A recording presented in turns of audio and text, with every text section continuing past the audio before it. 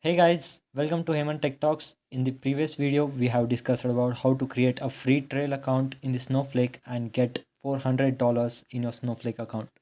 Before that previous video, we have also discussed about zero copy cloning and Snowflake time travel feature. Both features are amazing. You must should watch all the three videos and let's head over to our current topic. So Snowflake UI has been already discussed in the previous video. So this is what interface you will be seeing. Here Snowflake already provides us the three database.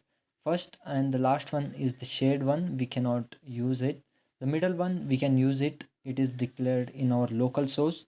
But let's not consider that and create our first database. So for creating you just have to write create or replace. Replace is used only if the database is appeared or present, and if you want to replace it the keyword replace is used. Database and your database name. Let Hemant be the database name. Yeah, here you can see the database Hemant has been successfully created. Now to create the schema inside our Hemant database, first you have to write use database Hemant and enter. So this will make sure that you are using the Hemant database, and further whatever queries you will write that will be inside the Hemant database. Let's now create the schema.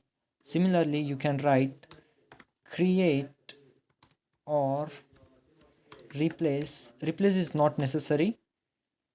Schema. I'm pressing tab to make it complete. Here if I just write SCH, here you can see schema. If I press tab it will automatically take it. Here we can give any our schema name. For now I will just give HRD. So yeah, schema is also created. So you can write use schema schema HRD. So whatever query you write now, it will be inside human database and inside HRD schema. Let me show you. CRE8 create table HP. Let's define something. ID integer name varchar.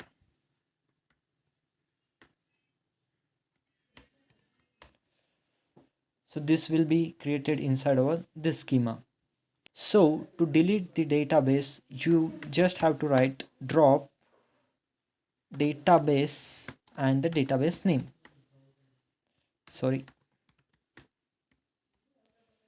Control enter and your database will be successfully dropped. But I don't recommend you to drop any of your database when you are working with the company, because that is very risky if it is not Snowflake.